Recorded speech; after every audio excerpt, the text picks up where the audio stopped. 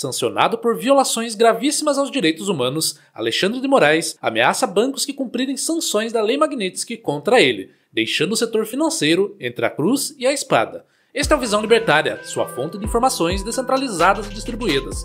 Ajude a propagar as ideias de liberdade. Deixe o seu like e compartilhe com seus amigos. Um artigo seu pode virar vídeo aqui também, sabia? Este artigo foi sugerido por Quem com L Fere, com L será ferido, escrito por Charlie Dalton, revisado e narrado por Gordinho Caipira.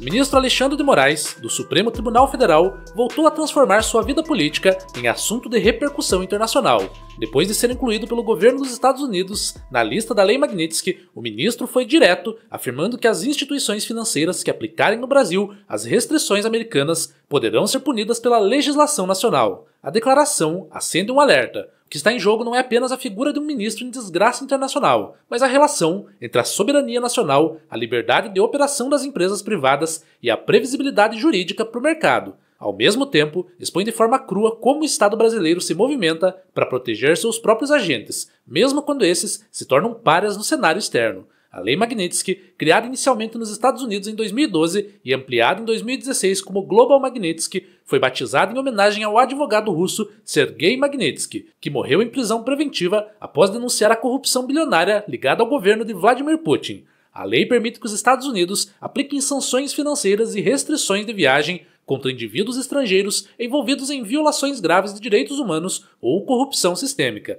A justificativa oficial do Tesouro Americano para aplicações de sanções amorais foi de que o ministro usou seu cargo para autorizar detenções preventivas arbitrárias e suprimir a liberdade de expressão, especialmente contra opositores políticos e jornalistas, incluindo cidadãos americanos em seu âmbito de atuação. As consequências da Lei Magnitsky têm efeitos práticos devastadores: o bloqueio de ativos sob jurisdição americana, o impedimento do uso de cartões de créditos emitidos por bandeiras internacionais e a proibição de relações comerciais com cidadãos ou empresas dos Estados Unidos. Mais do que isso, existe o efeito reputacional. Ao entrar na lista, o indivíduo passa a carregar um estigma global, pois bancos e empresas de outros países, muitas vezes, preferem cortar laços preventivamente para não sofrer retaliações secundárias de Washington. Em meio a essa crise internacional, Alexandre de Moraes afirmou publicamente que bancos brasileiros poderiam ser punidos pelo Judiciário Nacional caso cumpram as ordens americanas de congelar ativos no país, tendo dito textualmente, abre aspas, os tribunais brasileiros podem punir instituições financeiras nacionais que bloquearem ou confiscarem ativos domésticos em resposta a ordens norte-americanas, fecha aspas. Ou seja, o ministro alertou que bancos que obedecerem a Magnitsky podem sofrer sanções legais aqui dentro. Moraes argumentou que pela legislação brasileira não há autorização para a execução automática de ordens judiciais estrangeiras e que qualquer bloqueio de ativos no Brasil depende de decisão judicial local. Legalmente, a ameaça de Moraes baseia-se em regras internas sobre soberania e aplicação de leis estrangeiras. O Supremo, pelo voto do ministro Flávio Dino em agosto de 2025, deixou claro que leis, decretos ou sentenças de países terceiros não têm eficácia automática no Brasil sem autorização judicial. Isso significa que, em tese, um banco brasileiro só estaria obrigado a atender ordens estrangeiras, como bloqueios de bens, se houvesse uma homologação no Superior Tribunal de Justiça ou previsão em tratado internacional vigente. A Constituição exige que decisões estrangeiras sejam avaliadas pelo STJ quanto à regularidade das citações das partes e respeito à ordem pública. Enquanto isso, a LINDB, Lei de Introdução às Normas do Direito Brasileiro, estabelece que atos de outro país não terão eficácia no Brasil quando ofenderem a soberania nacional, a ordem pública ou bons costumes. Sob essa lógica, qualquer sanção extraterritorial, como congelamento de bens de Moraes por ordem dos Estados Unidos, não se aplica internamente sem que seja reconhecida pela justiça brasileira.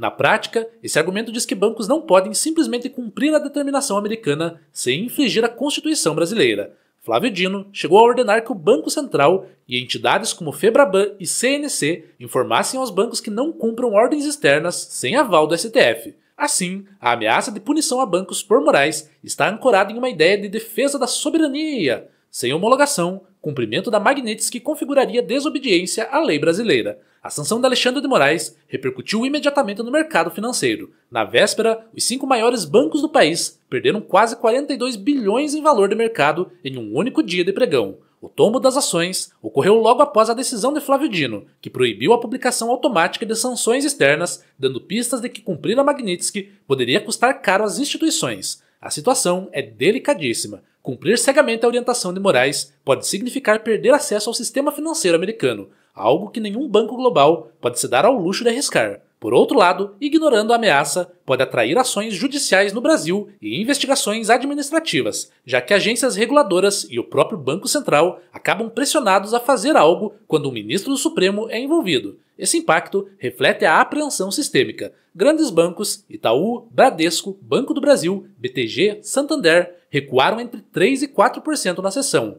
Em especial, o Banco do Brasil, controlado pelo governo, registrou queda de 4% e declarou que está preparado para lidar com questões complexas de regulamentos globais. De fato, todas as instituições financeiras precisam recorrer a advogados especializados para entender o alcance das sanções. Na prática, o setor financeiro opera no fio da navalha. A insegurança jurídica afasta investidores estrangeiros, que olham para o Brasil e veem um país onde ministros supremos confundem interesse pessoal com política pública. O risco é uma percepção de que o Brasil é uma jurisdição hostil à previsibilidade contratual, onde a lei pode ser interpretada a qualquer momento para salvar amigos do poder.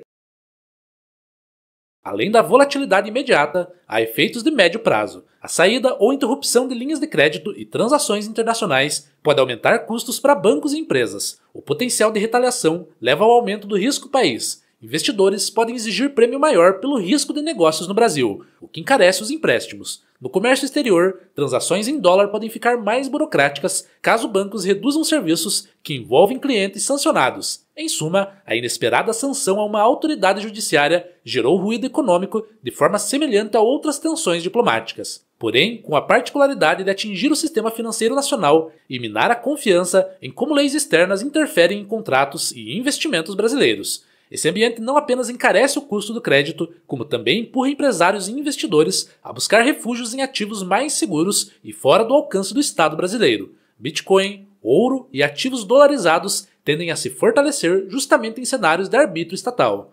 O episódio expõe a essência do Estado, um aparato que não existe em distorcer normas e ameaçar indivíduos para proteger seus próprios agentes. O discurso de soberania nacional esconde, na verdade, uma manobra de autopreservação. Caso fosse qualquer outro cidadão brasileiro sancionado pela Magnitsky, dificilmente haveria tanta movimentação estatal para defendê-lo. Mas quando se trata de um ministro do Supremo, toda a máquina jurídica se coloca a serviço da blindagem. Essa seletividade é típica de regimes autoritários. A lei serve como escudo para os governantes e como espada contra os governados. A mensagem que fica é simples. Se você é parte da elite política, terá cobertura irrestrita. Se é um cidadão comum, terá de se virar sozinho. Esse caso é um lembrete de que confiar no Estado para garantir segurança jurídica e estabilidade econômica é uma ilusão. Quando a lei se dobra para proteger políticos, quem perde é o cidadão produtivo, o empresário, o investidor e, em última instância, toda a sociedade. A saída, portanto, não está em esperar reformas institucionais que nunca virão. Está em descentralizar, proteger o patrimônio em ativos fora do alcance do Estado, como o Bitcoin, usar a arbitragem internacional para investimentos, reduzir a dependência de bancos nacionais sujeitos a pressões políticas. Ao invés de gritar por soberania nacional, a resposta é recuperar a soberania individual diante de um Estado cada vez mais translocado e autoritário. Obrigado pela audiência. Este é um canal colaborativo. Participe você também. Cadastre-se agora mesmo em nosso site visãolibertaria.com e envie os seus artigos por lá. Os colaboradores recebem recompensas em Bitcoin. Inscreva-se no canal e clique no botão da campainha para ser avisado de novos vídeos. Até a próxima!